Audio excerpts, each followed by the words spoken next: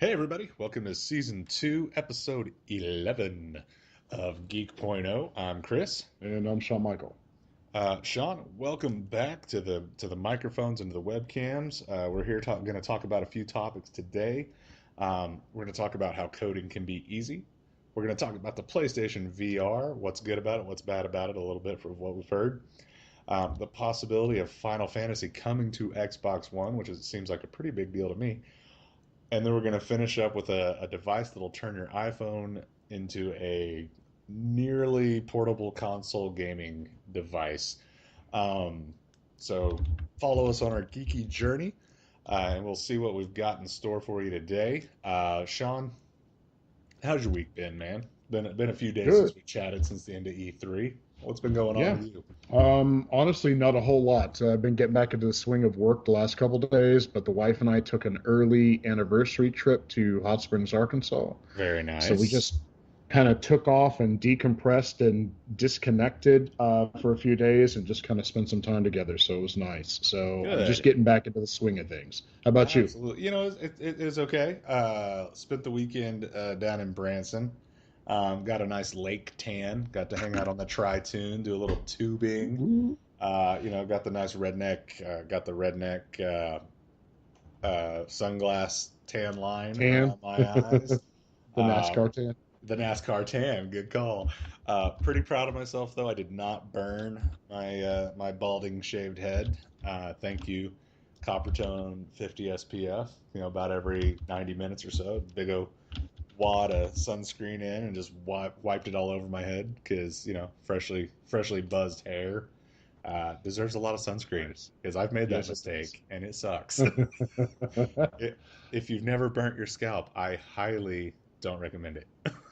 I don't recommend I highly don't recommend it. So, it was pretty good though. Had a good time for the most part. Going to talk about a few things today. First thing we want to talk about today though is Apple coming to the party here with a way to make coding a little bit easier and a little bit more fun with a program that's called Swift Playgrounds. It's technically a kids program, but not necessarily. Sean's looking very patriotic on the webcam right now, picking his ear with an American flagpole. So I had an itch. I had an I itch. couldn't help it. It humored me. I had to mention that. It just made me chuckle. Uh, So yeah, I mean, it looks like Apple came to the party with at their developers conference with a little bit of a tearjerker kind of video. I'm surprised there wasn't Sarah McLachlan playing over it from the way the article reads.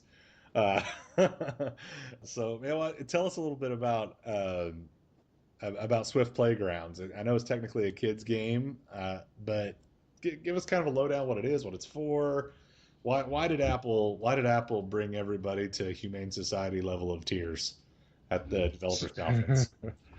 so we, as an organization, or I should say, as a totally lost my train of thought. I'm thinking about Apple as an organization. I am not part of the Apple organization, but we as a community in the tech world, we realize that we love our electronics and our toys.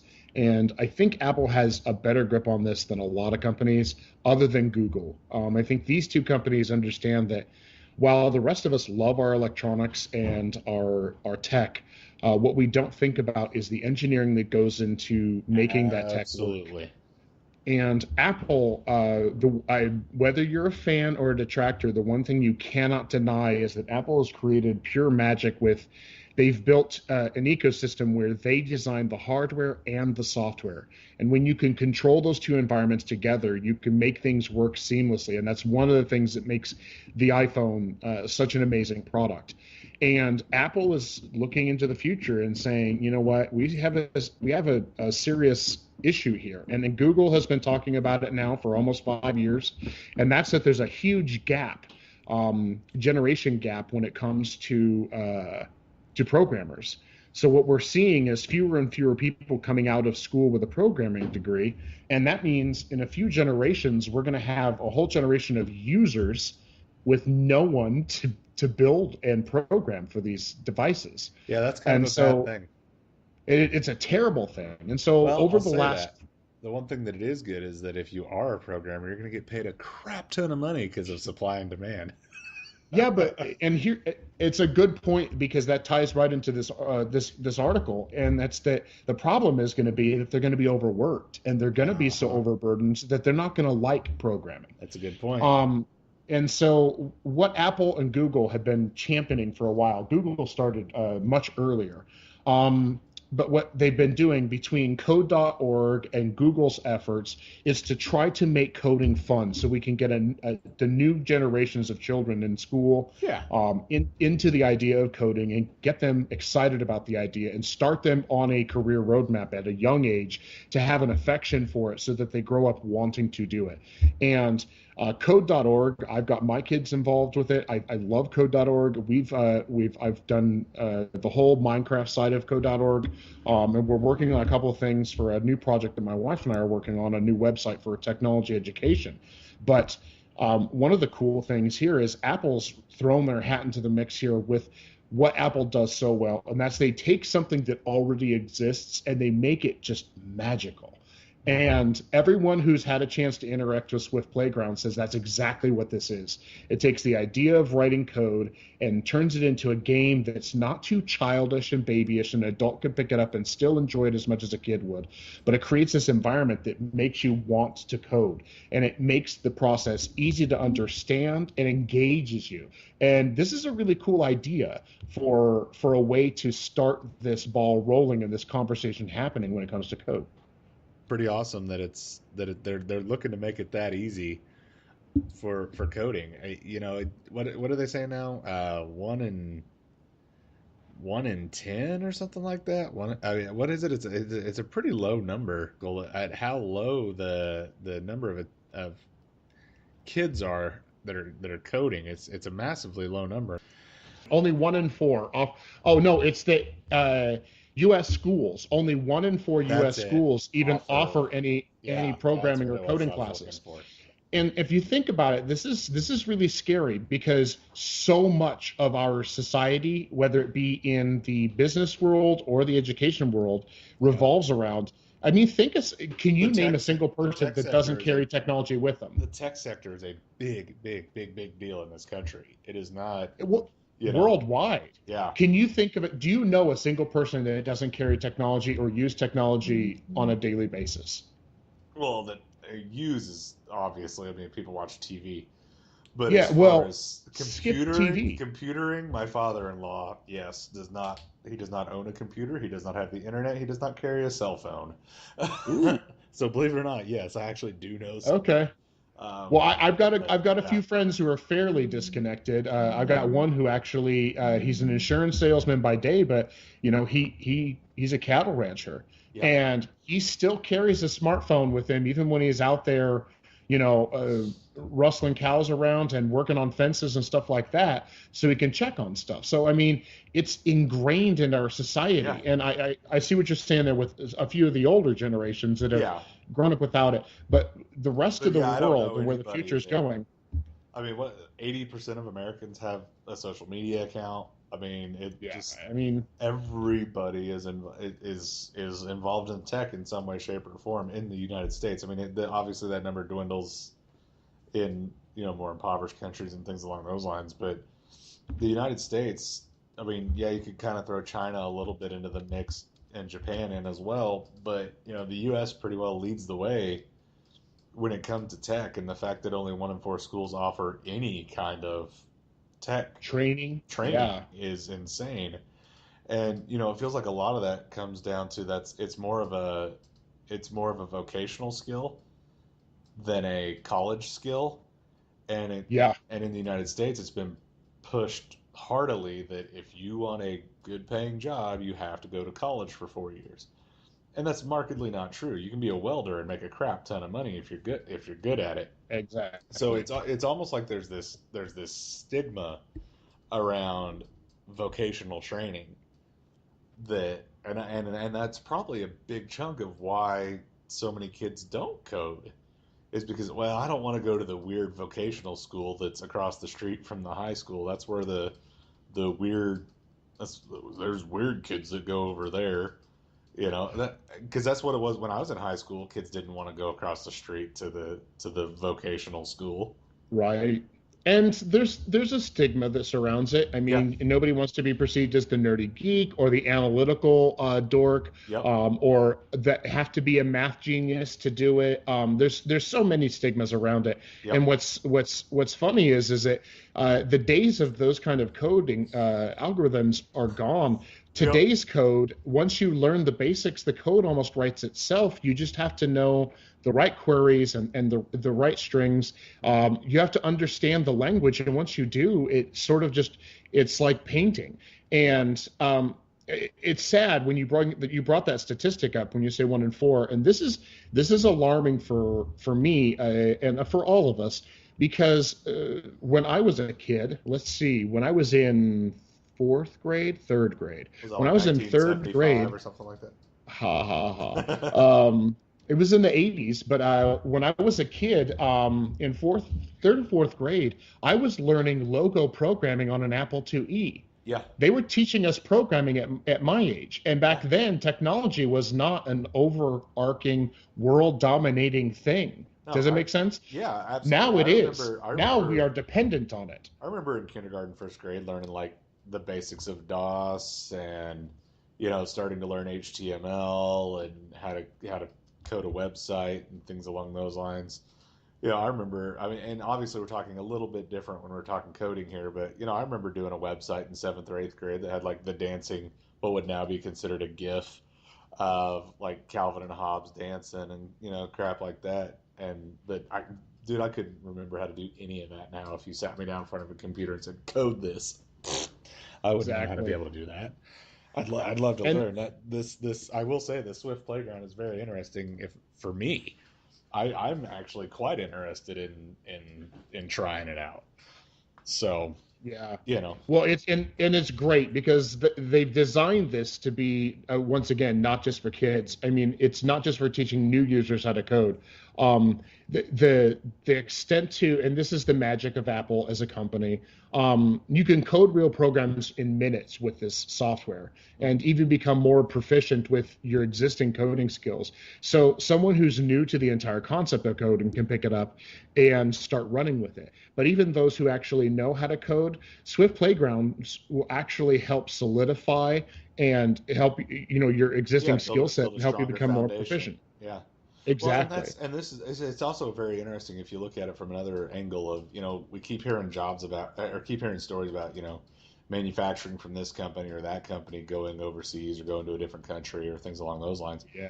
And then you hear, man, you've got this guy that spent 25 years working at a recliner factory and he's in his mid to late 50s now. What is this guy going to do? There's not another manufacturing job. Um, Right. so that it's very interesting for those type of situations too, because it gives people in those avenues the ability to start learning another skill to be able to apply for other jobs and other positions and give them a knowledge base of that sort of thing, and to show that maybe it's not so scary to learn about technology. Yeah, no, and I just it's a good article. I think that there's a lot to be seen here. The program, the way it's set up and the way that it's designed is going to. I think it has the potential to do some serious game changing. That remains to be seen yet. But taking a look at how it's set up and the way Apple's presented this, we could see this becoming a very influential tool moving forward in building a new generation of kids and individuals who are learning a new skill set. So whether you're 6, or whether you're 50, Yeah, you've got the ability to grab an iPad and sit down and start working through this stuff and learn how to program in these languages. It's dynamic. There's so much to it. And so they've opened up a lot of stuff for people to be able to take a look at. I mean, it works on a lot of established protocols, IAD and Quartz, and it works with iBooks and some of the stuff that's been around forever. But yeah, it's all integrating everything into this Xcode and Swift environment, so that like the old HyperCard environment. Yeah. Playgrounds is intended to introduce a broad new audience of users to learn how to build modern software. And I think this is a really important thing, and good on Apple for making the effort and designing such a phenomenal tool for helping onboard this process. Yeah, absolutely. Because we're gonna need coders, we're gonna need programmers to develop all of our new VR games over the next few years Yes, we for will. your Oculus Rifts and your HTC Vives, and what we're going to talk about next, the PlayStation VR. If we don't have kids that know how to code, it isn't going to matter how great the technology is because there's not going to be games for it. So that's it's definitely great that Apple's doing this. So moving on to the Yeah. PlayStation VR, there's been some good, some bad. You take the good, you take the bad, and there you have the facts of PlayStation VR. Um, we've got Palmer Luckey, the founder of Oculus, the guy, the company that kind of kicked off the revolution here with VR. Um, he said he tried out the PlayStation VR, and actually, for being what you would almost want to say a rival because they're competitors in the same space, um, sort of. I mean, they kind of sort of are. Yeah. They are, but Yeah, absolutely. they are, but they aren't because one's Not necessarily computer in the based, same one's space. PlayStation based, but Yeah. yeah. So they're almost more like It's a field. It's a compatriots. They're field. like compatriots in a field, not necessarily truly competitors or rivals. They kind of are, kind of aren't. But it was cool to hear him come out and say, he tweeted out, really happy with PlayStation VR at E3, impressive hardware and content lineup, huge respect for their dedication to the VR ecosystem. And that's awesome that Palmer Luckey would come out and say, hey, check it out, huge respect, mad props, way to go, PlayStation. Thank you for taking Yeah. the baton that I started running with and continuing to run with it and add to the VR landscape to make this a uh, more widespread and more adopted technology. Yeah. And it's funny that you brought up a great segue there, by the way, there when you talk Thank you. about kids and coding. And there could not be a better example. Palmer Luckey it's easy to forget that this kid's 23. Is he This guy, really 23? yeah, this kid has built the largest empire in VR starting when he was 18, coding in his garage. Yeah. Okay. So he built Oculus from the ground up in his parents' garage. He started in 2011 when he was only 18. The kid's only 23 now, and I mean, the kid's worth $700 million. Wow. So, Dude, but I'll once tell you again, right now, if I was 23 and had $700 million, I'd just buy like an island off the coast of Ibiza and just be chilling. Be yeah. going out on a boat fishing for marlin. I Oh, mean, I don't know but how I well, continue to work. the kid's amazing. It's got more drive He than I really do. is.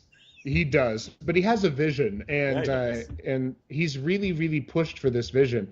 And I think what's great about Palmer and this tweet about PlayStation VR It's almost huge. embodies it completely. He is not your typical boardroom CEO at all. He is still a kid. He gets knocked on all the time for not being as business appropriate. He wears bright Hawaiian shirts.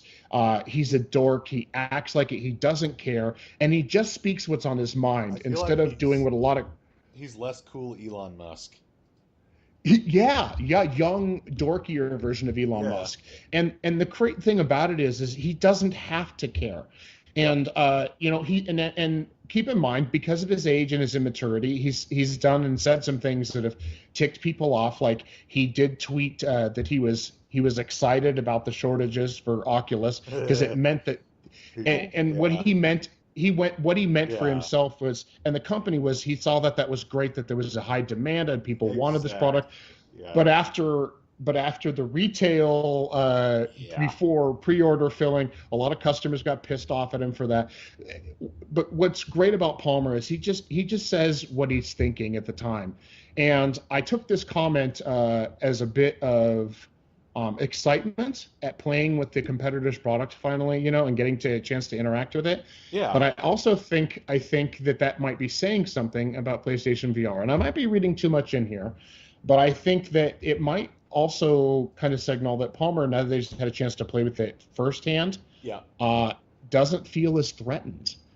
That he sees that what he's got, what we've got here, are two entirely separate environments for VR. Right, One right, that is right. centered more around play, okay, and one that has an ecosystem for play, but is building towards greater things. And Yeah. I think that's his way of saying, nice toy, Sony. It's awesome. You guys are doing a great job and It could nice be. work in VR. I could see, And or yeah, without being snotty or anything else, say he said the hardware is great content lineup, a lot of respect.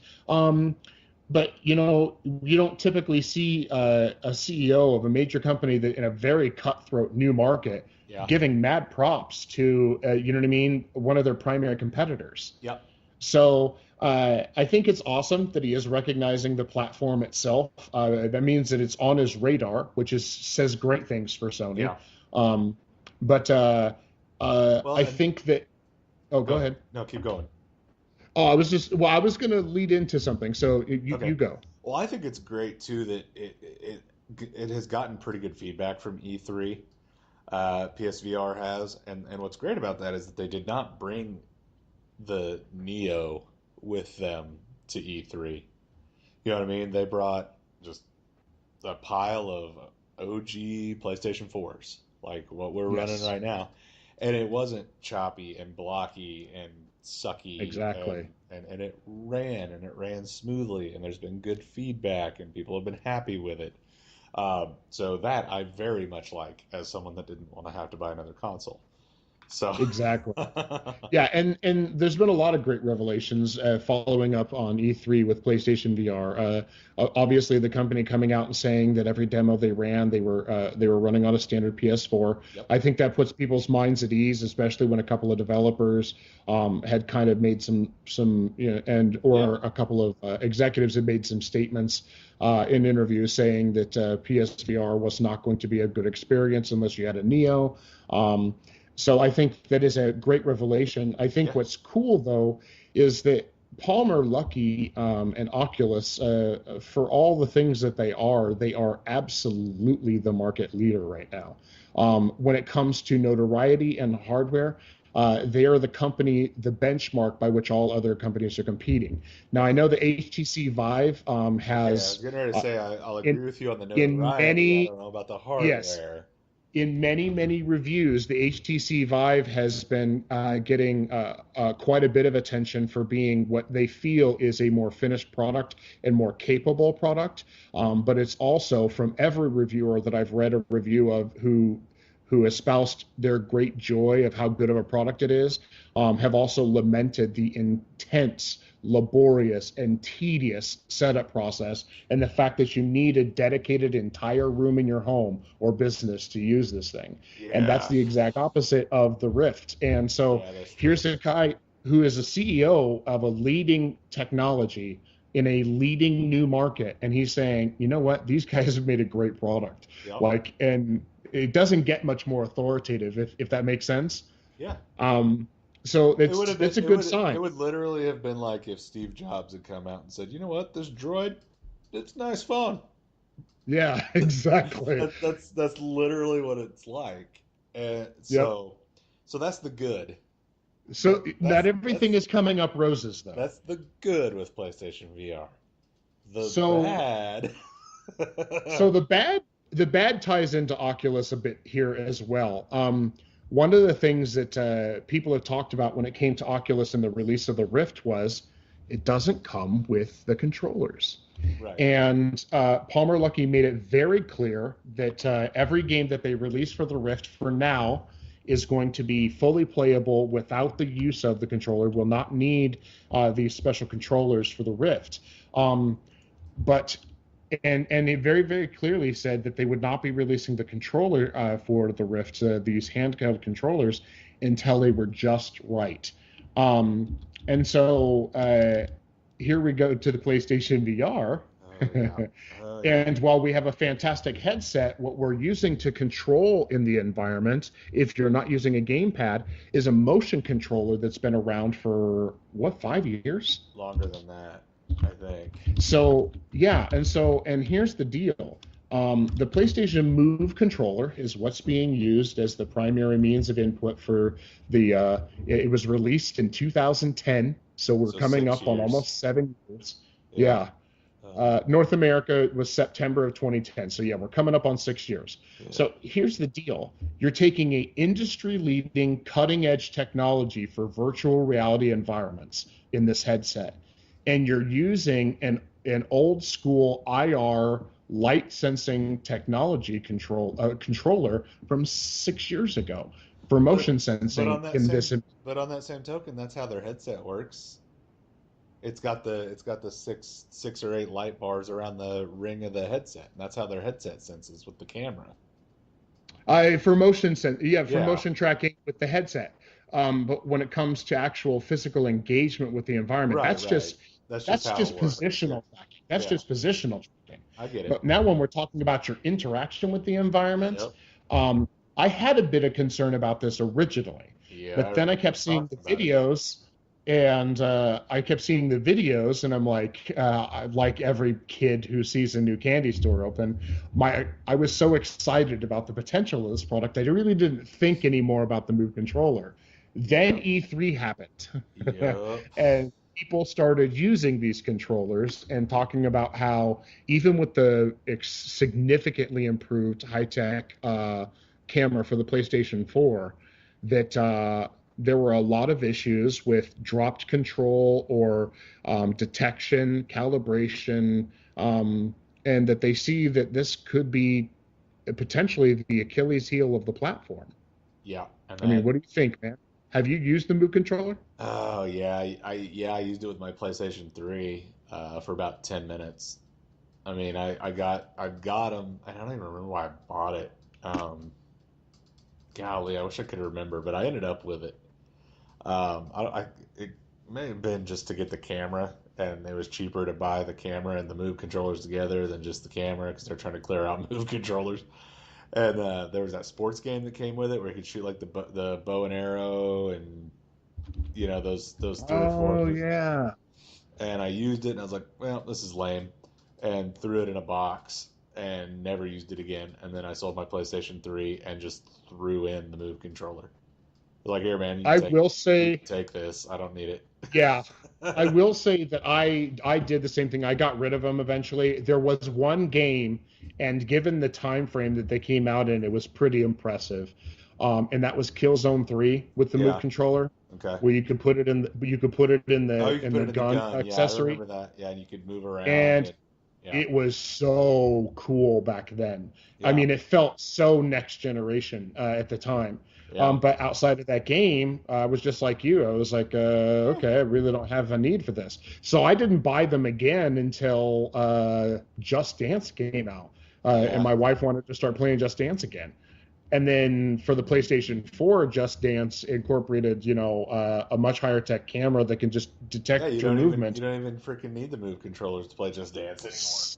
So our Move controllers are currently sitting underneath my daughter's entertainment center for her Just Dance, and she doesn't know it yet. But since she very, very rarely plays it, when my PlayStation VR comes in, because Ah, I opted for the core package, I'm taking my Move ah. stuff.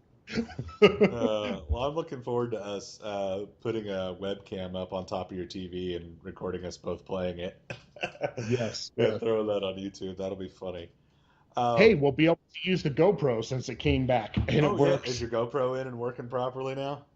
Yeah, it got delivered yesterday, Stupendous. and it was. I filmed about an hour and a half of 4K footage just to make sure that it's working. So I'm ecstatic. Nice. I'm glad GoPro took care of you. Yeah. So it sounds like PlayStation VR may end up being a little bit of a mixed bag, which See, we'll eh, see.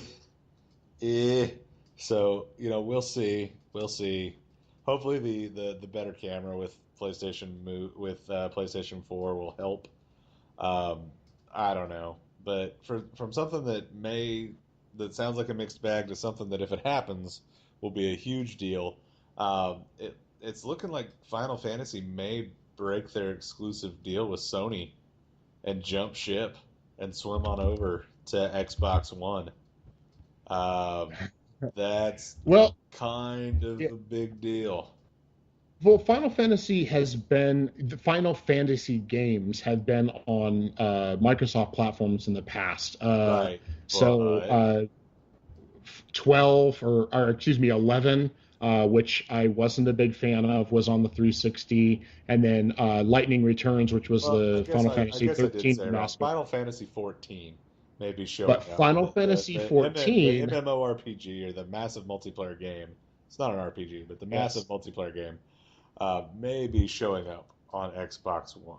And and it'll this is probably be big remastered, news. I would say. I think they're gonna get exactly what PS4 owners have now, which is the Right? newest expansion.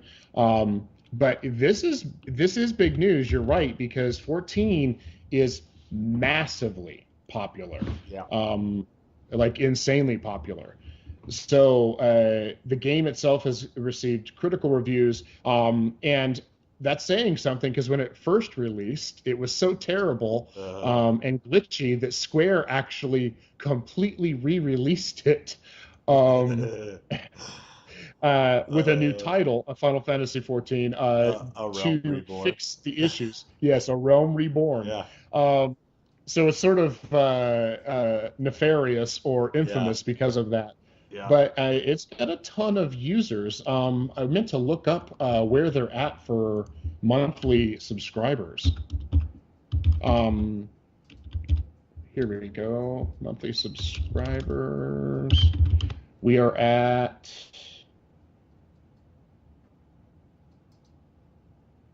Oh, I lost it there.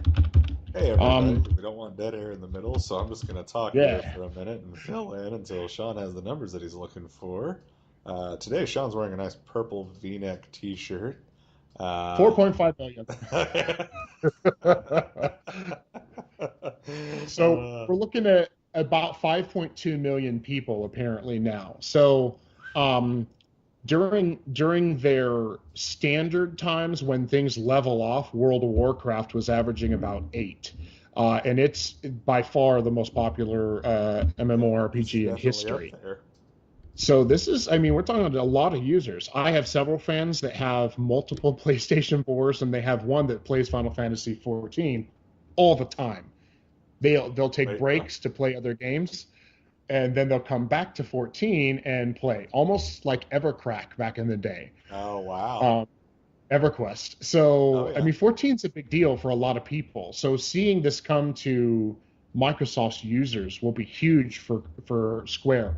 Now, what I Especially if they can figure out the cross-platform gaming. that's where I was going. I don't know yet if cross-platform for that is going to be how they're going to work that, but I mean, it works for PC and PS4, I believe, right now. Um, Hold on. So, As Sean checks well, that, cross-platform would mean that Xbox One users and PlayStation 4 users would be able to play the game together. That is a rumor that's been floating around for yes. multiple games, actually. That just floated around in the Geek sphere within the last month or two that there was going to be cross-platforming available, possibly to tie the PC master race and us console plebeians all together. Have you found that? It says that as far as cross-platform is concerned, um, since Microsoft is working hard at pushing for a cross server play between the titles, that's one of the things that's a consideration right now. So I can't find anything confirming that that's what Square's working Well, towards. we've confirmed Um, that it's a rumor. but here, what we do know is this: that even getting Final Fantasy 14 on Yeah, Xbox One would be a massive win for both Microsoft and Square. yeah. Um, so, I mean, this is big news. I know that when we tweeted about it, I know it's big news because not very often do the companies that manufacture the products that we talk about do they get involved with us. But No. as soon as I first tweeted about this, about an hour after the tweet went up, our article went up and the tweet associated with it went up. The community manager for SquareSoft for Final Fantasy 14 liked it. So we know that they're involved and they're keeping an eye on the pulse Yep, of this, if that makes sense. That they absolutely. know users want this and it's Yeah. important to them, and so they're definitely going to do everything they can to make this work and happen. Well, and hopefully I really would like to see the crossplay happen. That'd be pretty Yes. stinking awesome. If nothing Yes. else, at least even if it, I mean, it makes perfect sense for an MMORPG like FF14 to be what they jump into the pool with. I mean, it makes perfect Yeah. sense to take all this and put it together, and it's just if nothing else, it gets the ball rolling downhill. That one game worked. Now let's try Madden because Madden's another huge title and make a ton of sense for people to play against each other on.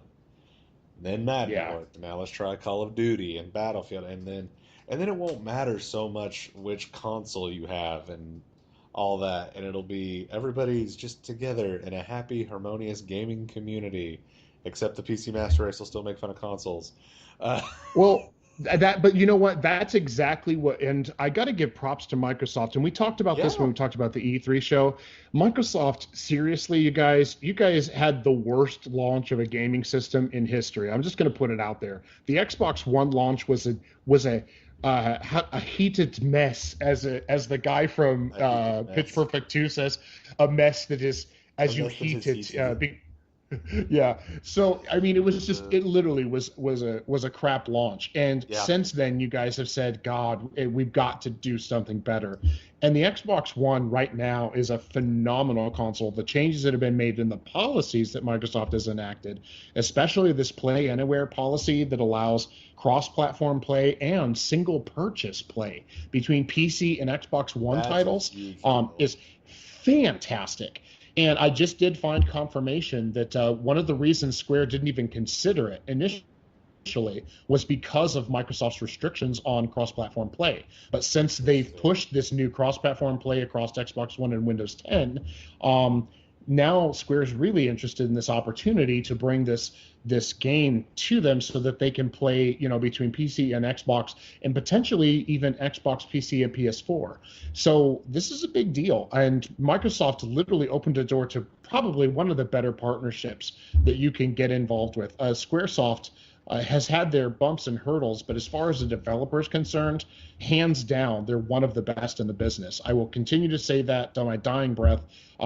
There isn't a product that they've made that I haven't enjoyed throughout the years, going back to when they were the most amazing company, which is Squaresoft. Yep. No offense, Enix, but Enix was the super Japanese side of the business. You know what I Yes. mean? Yeah, yeah, yeah. The one they made games that no American could really wrap themselves into. Yeah. But when they got in financial trouble and Square Enix partnered, things started to pick back up again. And I mean, it's such an amazing company. So if they can manage to get all this details ironed out and get Final Fantasy 14 running, I think it's a great first salvo in a whole bunch of cool things to come. Yeah. Because once you set that precedent, you know what I mean? I mean, it's an open world. Yeah, absolutely. I mean, I think it'd be awesome to see that happen. Um, so we've decided to start. Speaking of gaming and console gaming, there's a new product out there, and we've kind of decided that we're gonna try, at least for a little while here, to try to finish the show with something kind of silly, kind of goofy, kind of makes sense, but it's fun. We want to finish on a fun note, like we did with the Netflix rings and things along those lines. So there's this new product out there called Gamevice, and it clips onto either end of your iPhone, and honestly, it makes it look like a Game Gear. Is what it looks like to an old Yeah, it an does. old Yep. Sega Game Gear. There's been tons of controllers thrown out over the years for your iOS phone, for your iPhones, so you can actually game on them. Some good, mostly bad. Uh, but a lot of them did Some mediocre. Bluetooth. Some were kind of like Xbox controllers. This Gamevice controller is pretty darn neat. Um, Yeah. and you can go all the way up to an iPad Air with it, which It's a bit big for me to be trying to hold a controller in game with. But what I mean, you posted this story. Tell me a little bit more about it. Tell us a little bit more about it. It's pretty neat. It's a little pricey, but it's pretty neat. Honestly, in its market, it's actually really reasonably priced. It's $99, so it's ninety Yeah, nine ninety five, so it's $100, folks. So yeah, it's not cheap for a controller. no, But in the market that they're playing in, as far as what the device is and what it's capable of, the price is maybe just a tiny premium, but it's right about right. What makes this one really cool is, as you mentioned, Chris, there have been hundreds of companies that have manufactured these pseudo control mechanisms to turn a phone into a handheld console. This one totally. in shape it does look very much like a Game Gear. The control sticks and pads are literally just almost a direct copy from an Xbox Yep. 360, or excuse me, an Xbox One X, Y, gamepad. X, Y, and Um, B buttons and all.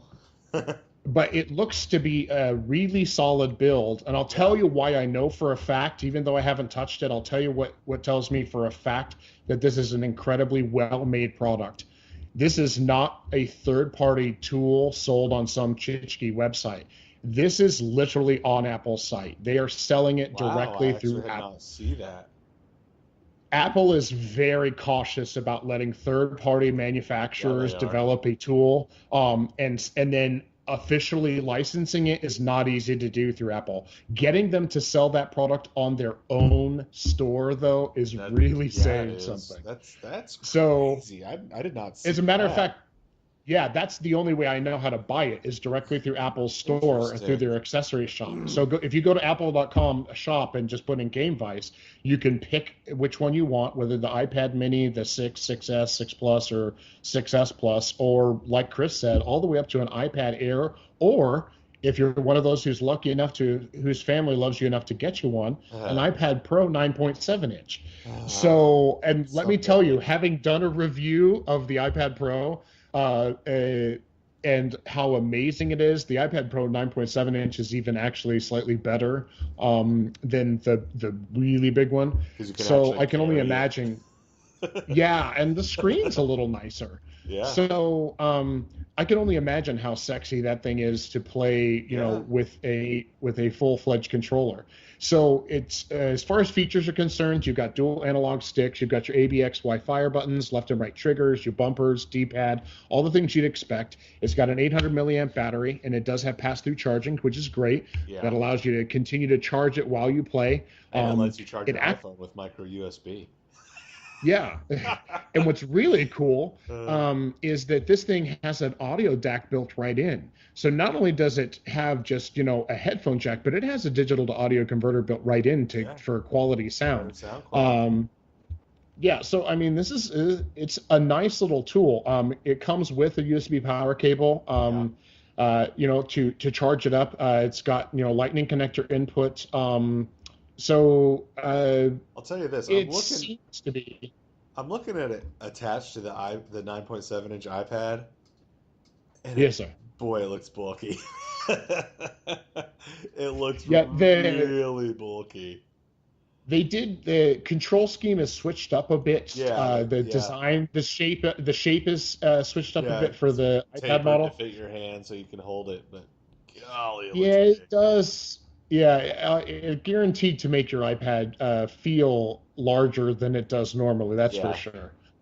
yeah, Yeah. absolutely. So, Now the mini looks but I all right, mean, but yeah, yeah. But this is a great, a fantastic I accessory. kind If of you're want somebody one of who likes these. to, if you're an iPhone 6 owner and you watched the announcement for the iPhone 6 when they did it, you'll know that one of the things Apple pushed the hardest was the graphics capability Yep. of iOS 9 and how glorious this all looked and how well the iPhone 6 handles games. So it's only fitting that you have a quality controller for those moments when you want to just go straight hardcore and get away from that whole tap and Yep. swipe gameplay that you feel normally with a touchscreen device. Yeah, So this it's thing a might be. solid looking little tool. It'd probably be awesome to play Flappy Bird with. An actual tactile button instead of trying to tap on the screen. Oh, Flappy Bird. Didn't they get rid of? Didn't the guy pull that? Yeah, he did Does because he was apparently he was allergic to money. I'm not really sure. it, I'm no? not That's really sure. exactly what he said. He It was was too much for it him. was too much pressure and he got stressed out, so he pulled the Yeah, game. it's like, thank you for making me rich. I can't deal with I this. want to I've got to meet take I some want to time to meet go him. spend this money. I want to meet him so I can throw punch him. I want to meet him so I can throw punch him. That's Uh, all. That's everything, man. Anything else you want to hit before we wrap up? I think we've kind of hit our no, yeah, time, and we're probably even a we're little good, man. over. I'd say for that, it's time to sign off. You can hit us at geek.0.com. You can hit us at facebook.com/geek.0. We're on Instagram and Twitter at geek.0. Um, and a couple of exciting pieces of news. We are now officially syndicated. We are on Apple News. You can add us to your favorites on Apple News if you're one of the 6 people that use Apple News. Or you can RSS feed to our sites and everything. We also last couple episodes, we talked about our G3 giveaway to get to 300 likes on Yeah. Facebook, and by golly, we did it within about a week and a half. We got to the 300 likes we were looking to get to. Little disappointed in how many people shared the post, but very happy that people still liked our page regardless of whether or not the post got shared.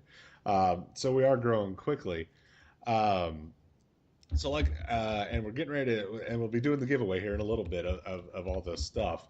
But like I said, you can check us out at our website, Facebook, Instagram. You can find us on on Apple News. You can find us on Apple News. You can find us on iTunes, Stitcher, Podcast Addict, YouTube, all of it Geek.0, GEEKPOINT 0. So for Geek.0, I'm Chris. And I'm Shawn Michael. Have a great week, geeks.